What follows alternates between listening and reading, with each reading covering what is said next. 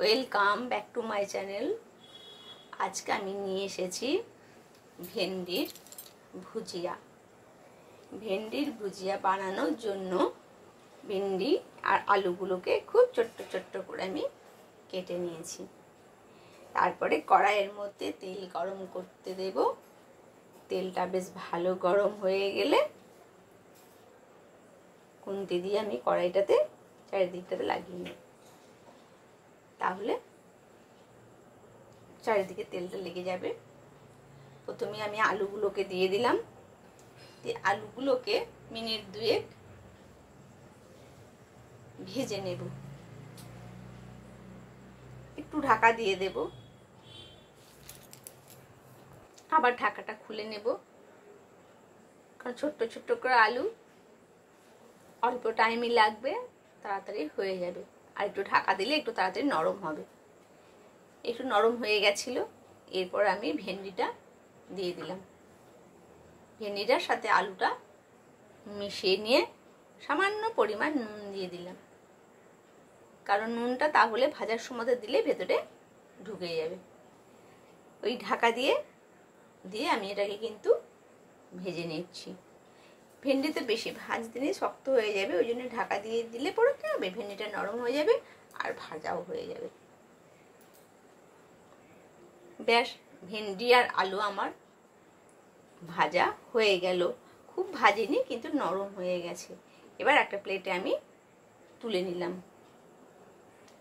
এবার ওই কড়াইয়ে আবার তেল দিলাম। একটু তেল দিয়ে আমি কিন্তু এতে কোনো ফোড়ন দেব না, এই জন্যে পেঁয়াজ দিচ্ছি বলে আমি আর কোনো ফোড়ন এতে দেব না। এবার পেঁয়াজটা একটু লাল করে ভেজে নেব। পেঁয়াজটা ভেজে নিই, একটু টাইম দিতে হবে পেঁয়াজ ভাজতে। ব্যাস, পেঁয়াজটা আমার মোটামুটি হয়ে গেছে, হালকা ভাজা। এরপর আমি দিয়ে দিচ্ছি একটু রসুন কুচি, একটু আদা কুচি। ব্যাস, কারণ সবজি একটু পেঁয়াজ রসুন না হলে সবসময়তে টেস্টটা হয় না। তো আমি ওটা ভেজে নিয়ে মশলাটা আমি দিয়ে দিলাম টমেটো। টমেটোটার নিজস্ব স্বাদ আছে, খেতে খুব ভালো লাগে। একটু দেশি টমেটো হলে, দেশি টমেটোটা আমি তরকারিতে বা ভেন্ডির ভুজিয়াতে আমি দিয়ে দিচ্ছি, এই জন্য একটু টক টক খেতে খুব ভালো লাগবে। আর মশলার মধ্যে আমি দিচ্ছি 1 চামচ ধনে গুঁড়ো, 1/2 চামচ জিরে গুঁড়ো। দুটো মশলা দেওয়ার পরে এবার আমি দিয়ে দেবো একটু কাশ্মীরি লঙ্কা। কাশ্মীরি লঙ্কাটা একটু লাল হবে দেখতে। ব্যাস, আবার ভালো করে মশলাটার সাথে পেঁয়াজটা ভালো করে ভেজে নেব বা নেড়ে নেব। এইভাবে নাড়লে পরে কি হবে, টমেটোটা নরম হয়ে যাবে। টমেটো মোটামুটি আমার নরম হয়ে এসছে। আমার মোটামুটি রান্না হয়ে এসেছে। এবার আমি ভেন্ডি আলুতে নুন দিয়েছিলাম, সামান্য একটু টমেটো পেঁয়াজ এই সামগ্রীগুলো আছে বলে আর একটু নুন দিতে হবে, কিন্তু সেটা নুনটা কিন্তু আপনারা অবশ্যই বুঝে দেবেন। টমেটোটা একটু হাতায় করে খুন্তি করে এইভাবে নেড়ে নিতে হবে, তাহলে ওটা নরম হয়ে যাবে। দেশি টমেটো একটু শক্ত, তাকে একটু নরম করে নিতে হবে, তাহলেই বেশ টক টক খেতে ভালো লাগবে। এবার আমি আলু আর ভেন্ডিগুলো দিয়ে দিচ্ছি। ব্যাস, আমার রান্নার লাস্ট পর্যায়ে এসে গেছে। এবার খুব ভালো করে আমি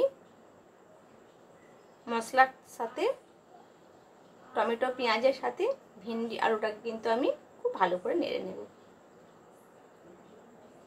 ব্যাস, এইভাবে নেড়ে নেব। আর জল কিন্তু একদমই দেব না, এটা একদম ঝুরো ভাজা। যতটা পারা যাবে ঢাকা দিয়ে দিয়ে এটাকে নরম করতে হবে, কিন্তু এতে জল দেওয়া হবে না। এবার আমি লঙ্কাগুলো ছিঁড়ে দিচ্ছি, আর লঙ্কাগুলো আমি লম্বা করে দিয়েছি, কারণ ভেন্ডির সাথে লঙ্কা বোঝা যায় না, সেই জন্য একটু লম্বা করে দিয়েছি, কোনো সময় বেশি খেয়ে ফেললে ঝাল লেগে যাবে। আর লাল লঙ্কা দিয়েছি, যাতে ভেন্ডি সবুজ তো সেই জন্য লাল লঙ্কা দিয়েছি, তবে টমেটো আছে, যে খাবে একটু সাবধানে খেলেই হবে, কারণ কাঁচা লঙ্কা গন্ধটাও সুন্দর লাগে আর ভাজাতেও খুব ভালো লাগে। পরিমাণ মতো হলুদ দিয়ে দিচ্ছি। ব্যাস মোটামুটি আমার হয়ে এসেছে। এবার খুব ভালো করে নেড়ে চেড়ে নিয়ে এবার নামিয়ে দেব। এবার কুচি কুচি করে ধনেপাতা ওপর থেকে ছিটিয়ে দেব। ব্যাস আমার রান্না রেডি। ভালো থাকবেন, সুস্থ থাকবেন। দেখা হবে আবার নতুন কোনো রেসিপিতে।